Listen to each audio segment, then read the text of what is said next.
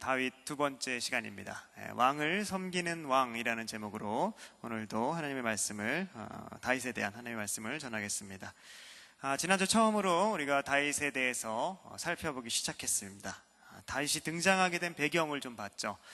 사울의 역할이 분명히 있었습니다. 사울은 하나님의 마음에 들지 않는 그 모습, 불순종한 모습을 보였기 때문에 하나님께서는 내 마음에 합한 왕을 새롭게 세우시겠다라고 말씀하셨고, 그가 바로 다윗 왕이었습니다. 물론 다윗이 하나님이 세우신 왕으로 기름 부음을 받는 장면이 나왔죠. 근데 너무 초라해 보였습니다. 분명히 기름 부음을 받은 왕의 모습인데도 불구하고 그 누구도 만세수를 부르며 다윗 왕을 찬양하는 사람도 없었고, 누구도 축하해 주는 사람도 없었고, 아무도 모르는 채, 아무도 그에 대해서 발설하지 않는 조용한 가운데서 아주 초라한 모습의 왕으로 기름 부음을 받았습니다. 기름 부음을 받다, 무슨 의미일까요? 기름 부음을 받는다. 우리가 어노인팅 찬양도 듣고 집회도 가긴 하는데, 기름 부음이라는 단어가 영어로 어노인팅이죠. 근데 어노인팅을 우린 잘 알지만 사실은 우리가 더 잘 아는 말이 있습니다. 기름 부음이라는 말은 메시아와 그리스도와 같은 말이기 때문에 그래요. 히브리어로는 마사흐라는 데서 메시아가 나왔거든요. 그러니까 기름 부음이 마사흐인데 기름 부음 받은 자가 메시아고, 헬라어로 그리스도, 그러니까 신약어로는 크리오라는 단어로부터 그리스도가 나왔기 때문에 기름 부음을 받는 자가 바로 그리스도란 말입니다. 그래서 기름 부음을 받는다라는 것은 그것도 하나님께 기름 부음을 받았다라는 것은 하나님께서, 기름이란 건 거룩한 거거든요. 하나님께서 거룩하게 구별해서 그 직분에 맞도록 따로 세웠다라는 의미입니다. 하나님께서 거룩하게 구별해서 그 직분에 맞도록 따로 세운 자가 바로 기름 부음을 받은 자예요. 그래서 분명히 다윗은 하나님으로부터 왕으로 구별되어 세움을 입었다는 겁니다. 언제부터 그랬어요? 그럼 언제부터 왕이었겠어요? 바로 하나님께 기름 부음을 받은 그때부터 바로 왕이 된 겁니다. 그런데 실제로 이스라엘이란 이 땅의 나라에서 왕이 되는 것은 한참 후에 일어나죠. 오히려 다윗은요, 기름 부음을 받고 왕으로서 사무엘로부터 기름 부음을 받고 나서 다스리는 자가 아닌 마치 종같이 무엇을 섬기는 자의 모습으로 바뀝니다. 그것을 바로 오늘 본문에서 나타내고 말씀하고 있는 겁니다. 거룩하게 왕으로 세움을 받은 자가 왜 왕으로 등극하지 못하지? 그리고 여기엔 도대체 어떠한 의미가 있기에 하나님은 이렇게 왕을 인도하시는지, 왕이신 하나님의 자녀로 부름받은 왕의 자손들인 우리가 바로 이 본문을 통해서 무엇을 하나님께서 우리에게 말씀해 주시고 우리가 어떻게 인생을 살아가야 하는지에 대한 이 하나님 말씀이 오늘 담겨 있습니다. 그래서 이에 대한 하나님 말씀 함께 나누면서 은혜의 시간을 갖도록 하겠습니다. 첫 번째는 사울과 다윗의 대조가 좀 잘 나옵니다. 오늘 본문 보면, 오늘 본문을 제가 13절부터 잡은 이유는 바로 그 부분 때문에 그랬는데, 13절과 14절을 함께 읽어보겠습니다. 다 같이 읽겠습니다. 시작. 사무엘이 기름불병을 가져다가 그의 형제 중에서 그에게 부었더니 그날 이후로 다윗이 여호와의 영에게 크게 감동되니라. 사무엘이 떠나서 라마로 가니라. 여호와의 영이 사울에게서 떠나고 여호와께서 부리시는 악령이 그를 번뇌하게 한지라. 한 사람에게는 하나님이 찾아오셨고 하나님이 같이 하기 시작했습니다. 그런데 다른 한 사람에게는 하나님이 떠나십니다. 그리고 하나님이 떠나시자 사울에게는 악령이 임하기 시작했다는 게 아주 대조적으로 13절과 14절에 나타나 있습니다. 이러한 사울의 문제, 다행히 신하들이요, 이 문제를 정확하게 봤습니다. 지혜롭게 아주 분별했어요. 그래서 이 신하들이 지혜로운 방법으로 구별했기 때문에 처방을 해주는데 아주 바르게 처방을 합니다. 그 신하들의 처방이 바로 16절인데요 16절 보시면 이렇게 말합니다. 원어간대 우리 주께서는 당신 앞에서 모시는 신하들에게 명령하여 수금을 잘 타는 사람을 구하게 하소서. 사울에게 얘기하는 거죠. 하나님께서 부리시는 이 악령이 왕에게 이를 때에 그가 손으로 타면 왕이 나으시리라 하는지라. 신하들이 사울에게 수금을 잘 타는 사람을 구해서 한번 해보시죠 라고 제안을 한 겁니다. 사울은 이 제안에 아주 흔쾌히 승낙을 합니다. 그러고 이 승낙을 하자마자 재밌는 건 한 사람이 나타나죠. 한 사람이 나타나서 기다리고 있다는 듯이 다윗을 바로 추천합니다. 그래서 그가 다윗을 어떻게 소개하는지를 한번 보겠습니다. 18절인데요. 18절만 같이 읽어보겠습니다. 시작. 소년 중 한 사람이 대답하여 이르되 내가 베들레헴 사람 이새의 아들을 본즉 수금을 탈 줄 알고 용기와 무용과 구변이 있는 준수한 자라. 여호와께서 그와 함께 계시더이다 하더라. 이 사람이 다윗을 어떻게 알았는지 수금을 잘 타고 용기도 있고 무용도 있고 싸움도 잘하고 구변도 아주 준수한 자입니다 라고 소개를 하는데, 사실 지금 사울은 악령에 시달리고 있는 문제를 갖고 있는 것입니다. 그렇다면 이 사람의 소개 중에서 가장 중요한 부분이 어디겠어요? 가장 중요한 처방이 그죠? 바로 여호와께서 그와 함께 계시더이다 라는 바로 이 뒷부분일 겁니다. 사실 앞의 조건은요, 인간의 노력으로 어느 정도 달성이 가능하고 이러한 사람은 그래도 여러 당시에도 있었을 것이라고 생각이 됩니다. 그렇지만 세상에서 정말 가장 필요한 것은 바로 뒤의 조건이라는 거죠. 여호와께서 그와 함께 계시더이다. 여호와께서 함께하는 사람이 바로 필요하다는 겁니다. 그래서 사울은 이 얘기를 듣고 자신의 전령들을 이새에게 보냅니다. 보내서 다윗을 나에게 데리고 오게 하라라고 명을 하죠. 그래서 이새는 이 얘기를 듣고 아주 좋은 선물들을 다윗에게 함께 쥐어주면서 나귀와 함께 이제 사울 왕에게 왕실로 들여보냅니다. 이 상황, 여러분이 정말 다윗의 이 상황이라면은 여러분의 기분은 어떨까요? 기쁠까요? 내가 지금 이제 왕실에 들어가게 됐으니까 좋은 일이라고 생각할까요? 아니면 이거 나쁜 일이라고 생각할 수 있을까요? 둘 다 가능할 것 같아요. 좋은 것이라고 생각하는 것은 내가 이제 왕으로 기름 부음을 받았는데 이제 왕실로 들어가는구나, 뭔가 일이 좀 착착 진행이 될 것 같다라는 이런 기대감에 부풀면서 좋아할 수도 있어요. 그런데 나쁜 것을 생각하는 이유는 굉장히 현실적인 이유입니다. 사실 이 상황은 굉장히 위험한 상황이에요. 다윗은 왕으로 기름 부음을 받았고, 만약에 왕으로 기름 부음을 받은 사울왕이 그 자리에 그대로 있잖아요.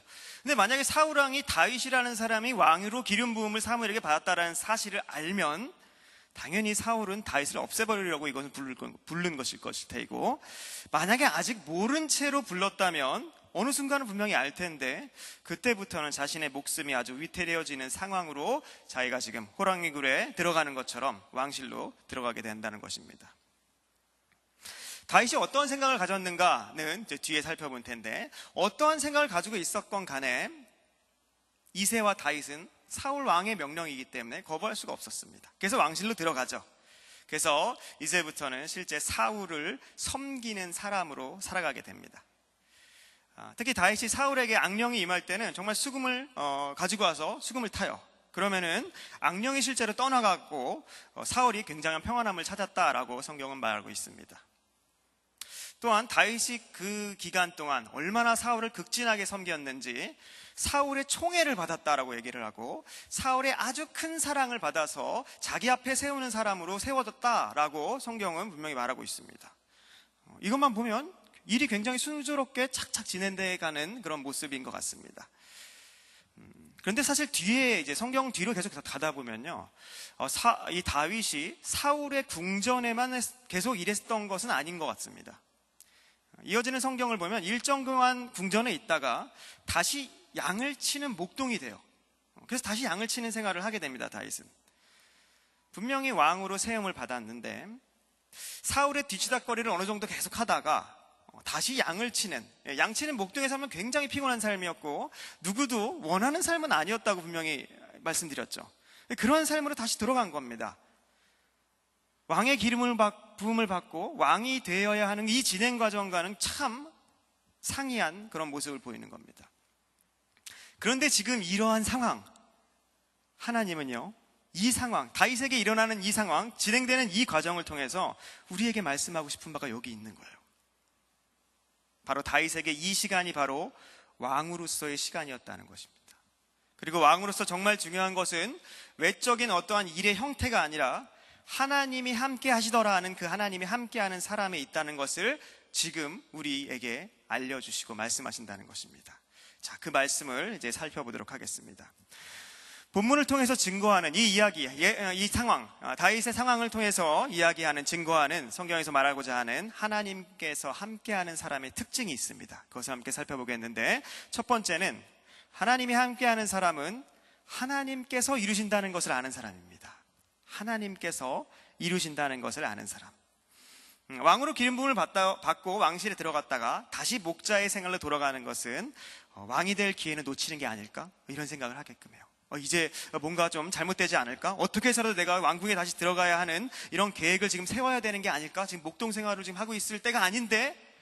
라고 생각할 수 있는 굉장히 받아들이기 어려운 상황입니다. 그렇지만 다윗은 목자로 돌아가는 그 상황에서 불안해하지 않았어요. 그리고 왕실로 들어가려고 어떤 노력도 하지 않았습니다. 특히 대신들에게 잘 보여서 그 사람들의 어떠한 것을 통해서 자신이 다시 들어가야겠다는 그러한 계획도 세우지 않았던 사람이 바로 다윗입니다. 오히려 하나님의 뜻이 이루어지기를 잠잠히 기다리는 모습을 보이는 게 다윗이었어요. 어떻게 다윗은 이럴 수 있었을까요? 그것은 하나님의 뜻을 이루는 주체가 자기가 아니라 하나님이라는 사실을 알았기 때문입니다. 그리고 그러한 하나님이 지금 나와 함께 계시기 때문이다 라고 생각했기 때문이에요. 따라서 하나님이 함께하는 사람은요, 지나치게 머리를 굴린다거나 막 불안해한다거나 초조해한다거나 그러지 않는다는 거예요. 잠잠하게 하나님의 일을 기다릴 수 있는 것. 세상이 보기에는 참 어리석다고 생각되고 왜 저렇게 가만히 있을까라고 생각될지 몰라도 하나님의 사람, 하나님이 함께하는 사람의 특징이 바로 이것이라는 겁니다. 이게 가장 큰 특징이라고 볼 수 있겠어요. 두 번째, 다윗을 통해 또 알 수 있는 것은 하나님의 사람은요, 자신을 신앙적인 착각에 빠뜨리지 않는 사람입니다. 신앙적인 착각에 빠뜨리지 않는 사람. 신앙적인 착각이 뭘까요? 교회를 다니는 많은 사람들이요, 자기가 원하는 대로 무엇을 계획해요. 그냥 기도를 합니다. 그리고 그 생각과 맞게끔 일이 좀 풀려나가는 것 같으면 이게 바로 하나님의 뜻이구나라고 규정 지어버리는 겁니다. 본문의 경우 왕으로 기름 부음을 받자, 예를 들면 그런 거죠. 다윗이 왕으로 들어갔어요. 왕실로 들어갑니다.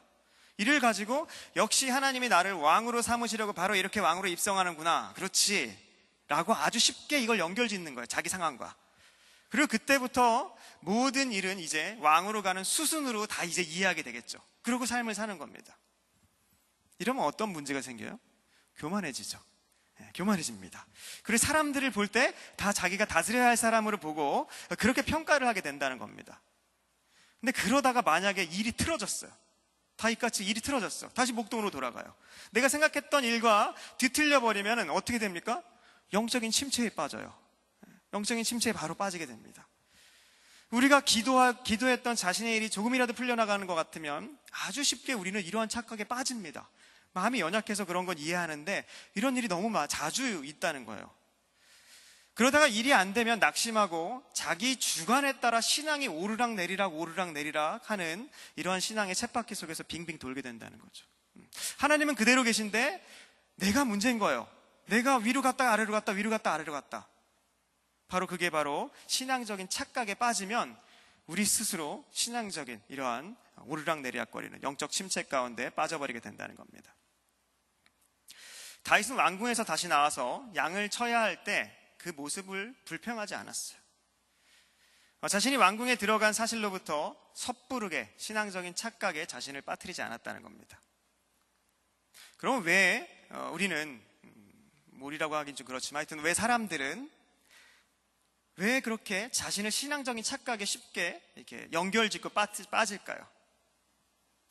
자신을 안심시키기 위해서 그런 거예요. 자신을 안심시키기 위해서.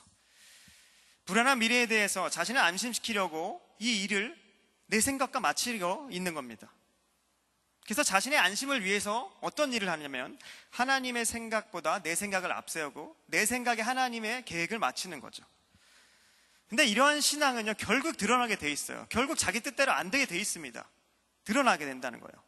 그렇지만 나와 지금 함께하는 하나님, 그분을 신뢰한다면 하나님으로 우리는 안심하는 사람들이란 말이에요. 그런 사람이 돼요. 상황으로 안심하는 게 아니라 하나님으로 안심하는 사람이 될 때 괜히 이러한 상황으로 나를 안심시킬 필요가 없다는 겁니다. 그러면 착각에 빠지거나 착각에 다르게 일이 진행된다고 해도 우리는 실망하지 않을 수 있다는 겁니다. 그래서 하나님이 함께하는 사람은 굉장히 신앙생활에서 중요한 거예요. 괜한 착각, 괜한 안심을 끌어오지 않아도 된다는 겁니다. 왜냐하면 하나님이 누구신지 알기 때문에, 그 하나님이 지금 나랑 함께 하기 때문에 그렇습니다. 마지막 본문에서 나타난 또 다른 증거 세 번째는 이것입니다. 하나님이 함께하는 사람은요, 영적 세계를 직면할 수 있도록 하나님께서 인도하신다는 겁니다. 영의 세계는 우리가 무지한 부분이에요. 우리가 노력한다고 알 수가 없는 부분이라는 겁니다. 그런데 영적 세계는 실제하는 세계고, 현실 세계가 오히려 그 영적 세계를 지금 반영하고 있는 것입니다. 그리고 결국 이 현실 세계는요, 새하늘과 새 땅이라는 영적 세계 안으로 수렴이 될 것입니다. 그래서 현실 세계와 영적 세계가 연결이 돼서 이 결론이 맺어질 건데, 더 중요한 건 영적 세계라는 거예요. 근데 그렇기 때문에 영적인 세계에 무지하면 우리는 이 세상과 이 세상을 살아가는 우리의 인생을 바르게 해석하고 이해할 수가 없다는 겁니다. 그런데 하나님이 함께하는 사람은요, 이 보이지 않는 이런 영적 세계를 깨닫는 사람이라는 겁니다. 하나님은 다윗에게 사울을 통해 악령의 존재를 직면하도록 했어요. 악령이 사울을 번뇌케 하면 수금을 들고 하나님을 생각하면서 수금을 탑니다. 그럼 악령이 떠나가는 거예요. 그로 인해서 영적인 세계와 또한 자신이 거룩한 성령의 지배를 받는 것이 얼마나 중요하고 필요한 것인지를 실제로 깨닫게 되는 것입니다. 그래서 이로 인해서 다윗은 영적인 부분에 대한 민감함을 가질 수 있었던 것이고, 그 민감함을 가지고 자신의 삶을 돌아볼 수 있는 그러한 능력이, 그러한 경험적으로 인한 능력이 생기게 된 것이에요. 그래서 그 증거가 어디서 나오냐면요, 밧세바랑 다윗이 간음을 하죠. 다윗이 굉장한 마음을 이제 자책을 하고 굉장한 아픔을 겪고 하나님께 죄송하다는 마음을 가지면서 참회의 마음을 담은 시편 51편이 있죠. 시편 51편 11절에 보면 이렇게 얘기합니다. 하나님, 나를 주께서 쫓아내지 마시며 주의 성령을 내게서 거두지 마소서. 알았던 거예요. 사울의 모습을 보면서 하나님이 쫓아내시는 사람, 주의 성령이 거둬지는 사람이 어떻게 되는지, 이러한 절규함은 바로 사울이 하나님과 관계가 끊어졌을 때 어떠한 결과가 맺어지는지에 대한 영적인 세계를 알았기 때문에 이러한 절규를 할 수 있었던 것입니다. 그래서 우리가 영의 세계를 알고 또 직면하고 살아가는 것은 신비주의가 아니에요. 신비주의가 아니라 하나님과 함께하는 자로서 아주 중요한 부분이라는 겁니다. 물론 잘 사용해야 돼요. 이걸 신비적으로 생각하시면 안 되고, 분명히 하나님과 함께하고 영적인 존재들이 분명히 존재하며 나는 성령의 지배를 받아야 한다는 것을 분명히 아는 사람, 이것이 바로 하나님과 함께하는 사람, 하나님이 함께하는 사람을 하나님이 인도하시는 사람의 특징이라는 겁니다. 이 부분과 사실 연결해서 우리의 삶에서, 또 젊은 청년들이 많으니까 우리의 삶에서 아주 밀접하게 적용되는 한 가지를 생각해보면 음악이에요. 음악. 다윗이 음악으로 사울을 치료하지 않습니까? 음악은요, 결코 중립적이지 않다는 것입니다. 영적인 힘이 있다는 거예요. 우리 지체들 중에서도 음악하는 사람이 좀 있는데, 다윗은 수금을 탔어요. 노래를 부른 게 아니라는 겁니다. 음악을 하는 사람이 누군지도 너무 중요하지만 음악 자체, 노래 가사뿐만 아니라 어떠한 멜로디와 선율에도 영적인 힘이 있다는, 어떠한 영향력이 있다는 것을 나타냅니다. 그래서 우리가 예배를 드릴 때나 음악을 많이 하죠. 예배를 드릴 때나 우리의 영혼에 어떠한 영향을 미치는 때, 그러니까 삶을 살아갈 때, 일상의 삶을 살아갈 때도 우리가 어떠한 음악을 듣고 있고 어떠한 음악 가운데 자신이 노출이 계속 되고 있는가는 우리의 영혼에 어떠한 영향을 받고 있는 것이라는 생각을 잊어버리면 안 된다는 거예요. 그래서 우리가 하나님과 함께하는 자로서 즐길 수 있는 음악을 여러분들이 즐기길 바랍니다. 요즘 거리 나가보면 거의 대부분의 젊은 사람들은 귀에다 뭘 하나씩 꽂고 다닌단 말이죠. 분명히 음악을 듣고 있을 거란 말이죠. 어떤 음악을 듣는가는 너무 중요하다는 겁니다. 그렇다고 CCM이나 찬송가를 꼭 들어야 한다는 말은 아니에요. 하나님과 함께 즐기기에 부합하다고 생각되는 그 음악, 아니면 하나님과 함께 하기에는 부적합하다고 느껴지는 음악은 자제하고 절제할 필요가 분명히 있다는 겁니다. 어쨌든 이렇게 하나님이 함께하는 사람 특징을 정리해보면 이렇습니다. 먼저는 하나님이 이루신다는 것을 알고 사는 사람이에요. 그리고 처해지는 상황에 따라 섣불리 자신의 신앙을 착각에 빠뜨리지 않는 사람입니다. 그리고 마지막 세 번째는 영적인 세계의 실제를 아는 자입니다. 근데 세 가지를 잘 생각해 보세요. 잘 생각해 보면요, 이건 모두 내가 내 힘으로 알 수 없고 어떻게 얻을 수 없는 것들이에요. 그래서 내가 할 수 있는 것이란 뭐냐면, 하나님을 더 의지해야겠구나, 내가 이렇게 살기 위해선, 하나님과 함께하는 자가 되기 위해선 하나님께 내 삶을 맡겨야 되는구나, 잠잠하게 하나님의 일을 기다리는 자가 되는구나, 돼야겠구나라고 하는 것, 이게 바로 우리가 할 수 있는 일일 뿐입니다. 근데 그럴 때, 그 마음 가질 때 하나님께서 하나님의 함께하는 자로서의 특징을 우리에게 실제로 인도하신다는 사실입니다. 그리고 그렇게 진짜 인도받는 사람이 지금 있다면 굉장히 마음속으로 즐거울 거예요. 나 진짜 지금 하나님한테 인도받고 있는 사람이구나. 아직 아니라면, 그걸 갈망하면 분명히 하나님은 이렇게 인도하실 것이라는 사실입니다. 그래서 오늘 이러한 말씀을 다시 다윗의 이야기로 돌아가서 마지막으로 정리를 하면서 마무리를 하면 이렇습니다. 다윗은 왕으로서 하나님의 기름 부음을 받았어요. 즉 하나님의 세움을 받은 자입니다. 다른 것도 아니고 사람도 아니고 하나님이 세운 사람이 됐어요. 근데 실제 이 땅에, 이스라엘이라는 땅에서 왕의 모습으로 되었기까지 얼마나 걸린지 알아요? 20년이 걸렸어요. 20년. 20년 동안 다윗은 왕처럼 보이지가 않았습니다. 심지어 다윗이 왕으로 첫 번째 한 일은 나쁜 왕 밑에서 그 나쁜 왕을 섬기는 일이었어요. 그러나 다윗에게는 그러한 섬김의 종이 되는 것과 왕이 되는 것은 반대의 이야기가 아니었다는 겁니다. 또한 그 섬김은 왕을 배우는, 왕의 과정을 배우는 도제 교육 훈련장이 아니었다는 거예요. 마치 어떤 회사의 총수 아들이 밑바닥부터 경험하라고 사원으로 입사하는 그런 거와 차원이 다르다는 겁니다. 그럼 이건 도대체 무슨 일이었을까요? 왜 다윗은 섬기는 일로 들어갔을까요? 다윗한테는 종으로서 섬기는 일은 그 자체가, 섬기는 일 그 자체가 바로 왕으로서 통치하는 일이었다는 거예요. 섬기는 게 왕위의 일이었어요. 그는 종인 동시에 왕이었습니다. 세상이라는 사울의 궁전에서 다윗은요, 왕을 섬기는 왕이었다는 것입니다. 이 모습 누구랑 닮지 않았습니까? 이 모습이 바로 우리의 왕 대신 예수님이 이 세상에서 성육신한 모습과 똑같은 것을 예표하고 있는 거예요. 예수님은 분명히 왕이셨어요.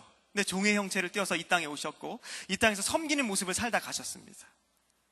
그렇지만 이 자리에 앉아서 예배를 드린다면, 그래도 예수님을 믿는 사람이라면 누구도 여러분들 중에 이 세상을 섬기시는 그 예수님의 모습을 보고 아직은 예수님의 가치가 드러나지 않은 거야 라고 얘기한다거나 왕이 되기 위한 도제 과정을 지나가고 있는 거라고 생각하지 않죠.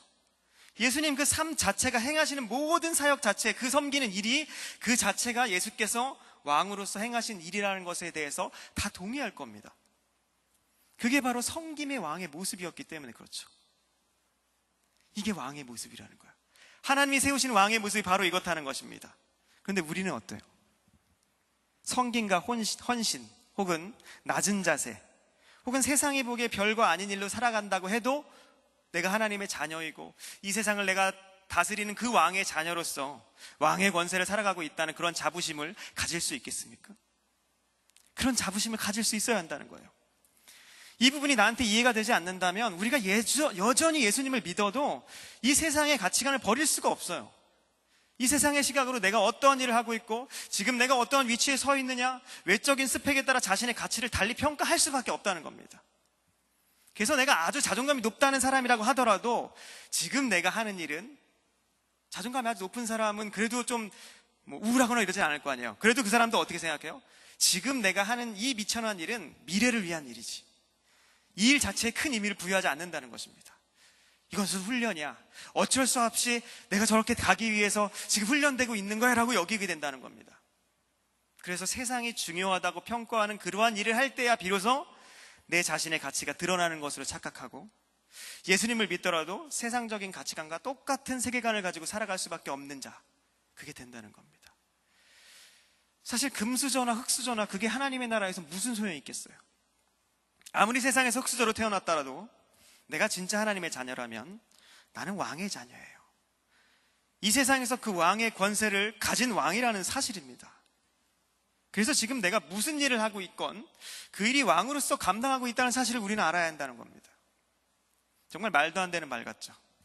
믿지 않는 사람들이 이 얘기를 들으면요, 정말 쥐뿔도 없는 것들이 궤변을 늘어난다고 생각할 수 있는 말이에요. 그런데 이게 바로, 이것이야말로 보이지 않는 것을 넘어선 진짜 세상의 삶의 방식이라는 겁니다. 그리고 그 삶의 방식으로 우리는 나중에 갈 거예요. 그리고 그것이 영원한 겁니다. 이 사실이 얼마나 놀라운 일입니까? 만약에 이에 대한, 이러한 삶에 대한, 이러한 방식에 대한 온전한 시각을 우리가 갖고 있다면 이 세상을 우리가 얼마나 더 자유롭게 살 수 있겠어요. 제가 설교를 준비하면서 그 생각했어요. 이 가치관을 내가 정말 눈이 활짝 열려 있다면 그렇게 실망하고 이 세상 가운데 일들을 그렇게 막 크게 보거나 이러지 않을 것 같다는 생각이 들었어요. 아주 작은 일을 하더라도 이게 내가 왕으로서 일을 감당하고 있는 것이라 생각되면 그거 가지고 얼마나 행복하며 만족하며 만족감을 누리며 살아가겠냐는 말입니다. 다시 말하지만 여기 누구도 이 땅에 흙수저로 오셔서 흙수저로 살아가신 예수님을 가치 없는 인생을 살았다고 평가하지 않고 왕으로 살아갔음을 누구나 인정한다는 사실이에요. 그 왕으로 살아갔던 예수님이 마음이 어땠을까요? 항상 흡족했을까요? 자신의 하는 일에 대한 만족감, 행복감이 분명히 있었을 것이라는 겁니다. 이게 바로 우리가 세상을 살아갈 때 가져야 하는 믿음의 눈이에요. 저 또한 이것에 대해서 완전히 열리지 못했기 때문에 불편한 점이 있습니다. 그래도 계속 이 눈이 열리기를 바라면서 하나님을 붙드는 거예요. 왜냐하면 하나님은 우리를 왕으로 부르신 자이기 때문입니다. 우리를 부르신 분은 하나님이에요. 근데 그 하나님이 우리를 왕의 자녀로 부르셨다는 겁니다. 그래서 예수님을 믿는 하나님의 자녀들에게는 이 세상에서의 섬김과 통치와 섬김과 다스림, 이것은 둘이 아니라 하나라는 겁니다. 그래서 왕으로서의 삶은 일의 종류에 있는 게 아니에요. 내가 어떠한 일을 하고 있다, 거기에 있는 게 아닙니다. 바로 지금 내가 학업을 하든 회사를 다니든 취업 준비를 하든 지금 우리가 하고 있는 그 일에 왕의 일이 있는 거고, 거기에 섬김이라는 것이 바로 왕의 통치가 선하게 발현되는 통로가 되고 있다는 사실을 잊지 마시기 바랍니다. 여러분이 왕이라는 말, 이 말을 실제로 받아들이기를 바라요. 이거는 1, 2회를 드렸으면 이해하실 텐데, 이 왕이라는 말은요, 철종 같은 그런 유한한 왕을 말하는 게 아닙니다. 철종은 양순이가 있어야 행복하다 그랬어요. 근데 우리는 양순이가 없어도요, 하나님을 믿는 자로서 하나님이 부르셨다는 그 왕의 그 말씀만으로도, 우리는 그 삶을 사는 것만으로도 만족하는 것이 바로 예수 그리스도의 삶이셨고, 바로 우리가 따르는 우리의 삶이라는 겁니다. 그리고 내가 지금 하는 일이 어떠한 모습을 취하고 있던 믿음을 가지고 하는 것이라면 바로 지금 내가 왕의 통치권을 실현하고 있는 순간임을 잊지 마시고 섬김을 통해서 하나님의 나라를 이 세상에 가득하게 드러내기를 바랍니다. 특별히 주눅 들지 말고, 우리 젊은 사람들은 너무 주눅이 많이 들어요. 사람들을 보면서 다른 사람들에 비교하게 되고, SNS도 너무나도 많은 것들을 비교할 수밖에 없게끔 만들고, 하지만 주눅 들지 말고 고개를 들고 왕으로서 섬기며 살아가십시오. 그것이 우리 왕 대신 예수 그리스도의 삶이셨고, 왕을 예표한 이 다윗 왕의 삶이었고, 성경에서 왕으로 살아간 우리의 믿음의 선진들의 삶이 다 그랬습니다. 하나님의 자녀들이 정말 이렇게 살 때, 그때 세상은요, 우리를 결코 우습게 보지 못할 겁니다. 우습게 넘겨볼 수 없는 그 영역, 자신들이 모르는 영역을 가진 자로서 인정받아 하나님께 함께 하시더라 라고 세상이 평가하면서 필요한 자가 되었던 그 사람으로 이 세상에서 온전하게 빛나게 될 것입니다. 주신의 한 주간의 삶에서도 말씀 생각하면서 어떠한 일을 감당하든 하나님과 함께 왕으로서 그 직분을, 그 일을 온전하게 섬겨서 하나님만을 드러내는 귀한 우리 크리스찬들이 되기를 간절히 소원합니다. 기도하겠습니다.